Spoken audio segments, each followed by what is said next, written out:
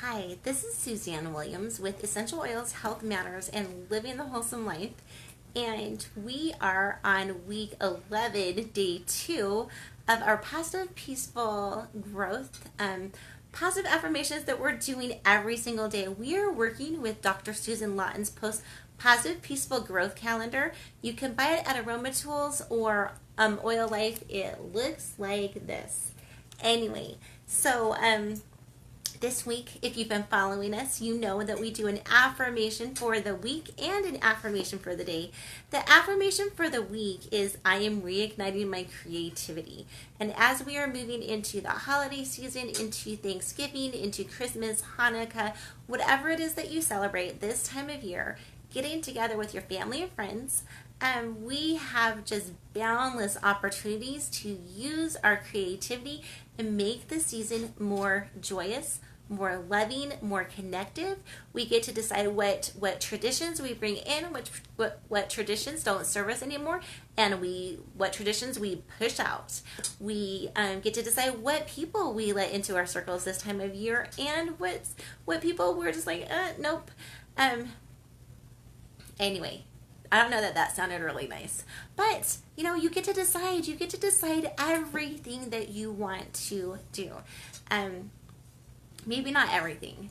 Like sometimes you don't get to decide, but you do get to decide your attitude, and you can be creative on how you handle your adult attitude as well.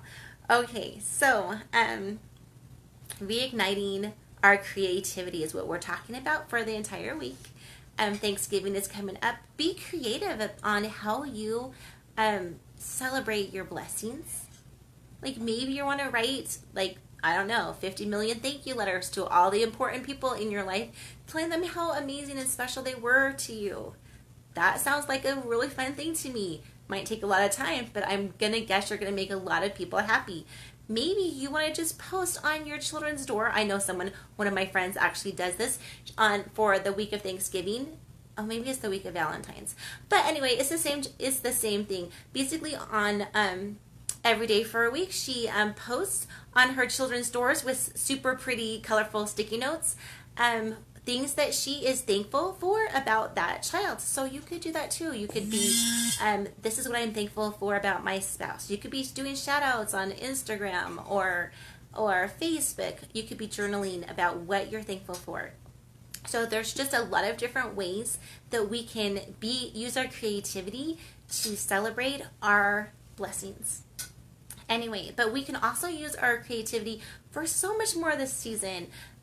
What foods? Be creative on what foods you are serving for Thanksgiving dinner. You don't have to serve turkey, mashed potatoes, stuffing, and corn on the cob, right? Now, honestly, that is what we are probably going to be serving for the Thanksgiving that we are going to be hosting. But we don't have to. We can mix it up. We can decide whatever we want to do for our Thanksgiving. If you like to go to Chinese, go get Chinese for Thanksgiving. If you like to go Polynesian or whatever floats your boat, you don't have to do it like everyone else does it, right? Isn't that what your mom always told you? That you don't have to do something just because everyone else is doing it. So there's just a lot of different ways to bring in our creativity when we could bring our creativity with presents, right? And we don't even always have to buy a present, right? It doesn't have to be a present that's a gift that they unwrap. Maybe it's a present of time. Maybe it's a little envelope saying, I'm going to spend this time with you or whatever. Or, I don't know, a gift for the person who has everything. Maybe they don't need anything else. Maybe just doing a gift for them to some charitable organization would make them happier. Just saying that, I do like gifts, but I also like donating to charitable organizations. So kind of know the person that you're buying gifts for, and do the best gifts for them. Make a Christmas list. Make a Christmas gift list. There's so many people who want to buy you gifts. Why don't you make a Christmas gift list and shoot it out to your family? Have your children do that. Believe me, as a grandparent, it makes and a parent, it makes buying gifts for our children so much more easy. That way, you know you're getting something that they're going to love, right? And you know what? Even if you want to buy something a little different, at least you know their tastes a little bit more. So I love Christmas gift lists. So there's so many different ways that we can reignite our creativity. We can reignite our creativity and how we're actually bringing Christ into the season. Okay, so here's one of my favorite things about the Christmas season. So the Church of Jesus Christ of Latter-day Saints, hold on. Okay, thank you. You just give me a countdown. Okay, so the Church of Jesus Christ of Latter-day Saints actually does a Light the World during the Christmas season. I think this is like the third year, maybe the fourth year that they've been doing it. But every single day in December, they give you a different thing that you can be doing to bring Christ into your season, to become more Christ-like, to act more Christ-like. Like some of the ones that I remember in the past were, just cleaning out your closets and giving to a thrift store all of the things that you no longer need so that they can go on to help someone else's life. Another thing would just be saying thank you to someone, eating lunch with someone new, right? If you're at school or you're at work, we can definitely get in ruts, and expanding our circles is something that Christ would definitely want us to do. Loving on more people, getting to know more people, touching more people in our lives, letting them touch our lives. Definitely that would be something that Christ would want us all to do. So I really, really love it. If you just look it up, it's called Light the World, Church of Jesus Christ of Latter-day Saints. Sign up. They have an app. It will shoot a message to your phone, or else an email to your email reminding you what the different thing is to do each day. And that can just be, you don't even have to do the thing that they're recommending, right? It can just be a springboard. Oh, well, this is what they're suggesting today, but I can do this instead that fits me and my family, my personality better.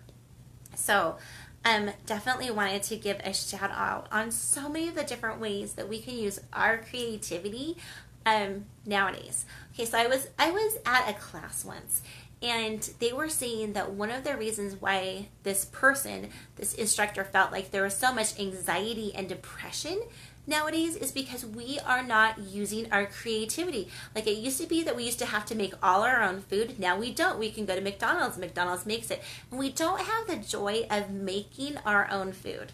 Okay, so this is coming from a person who isn't the best cook in the world, just putting that one out there, being super authentic on that. My husband is like the best cook, and he basically cooks for the family, and helps us on our days when we are doing the cooking, my children and I. But he is the best cook. But still, when I do cook, I'm like, I made that. Like there is some super big joy and of accomplishment that comes when we are doing things. They were also saying not only are we not cooking our own food, we're not making our own clothes, we are not sometimes we're not even like massaging our own family members, right? They're just going to the local spa to get massages instead of us connecting and massaging them. Anyway, so and we're not playing our own music. Like I remember in my dad's day, I remember they had a party, and they actually made up little programs for the party, and so was going to be playing their accordion, and so was going to be singing a song or a duet. And instead of making our own music nowadays, we are basically turning on the radio, turning on iTunes, wherever it is that you listen to music, and we are not doing the creative part. We are listening, and that's super really nice too, but we're not doing that creative, that super fulfilling part. And so I'm just going to tell you that, and tell me that using our creativity makes us happy. We don't have to be a concert violinist to be able to play the violin and get a deep joy from that, and give a deep joy to our family and maybe even friends, right? There's something super cool about live music. Anyway, and there's something super cool about things that you do yourself. It just means so much more. When it comes to gifts, when someone's made a gift for me, oh my, I just remember it forever. Not saying that the store-bought gifts might not be, more perfect or more whatever, professional, but the things that I get handmade are just touch my heart. So I'm just going to throw that one out too as you're thinking about gifts and presents to give. Like maybe take some time to do it yourself. It might mean more. You might keep it longer.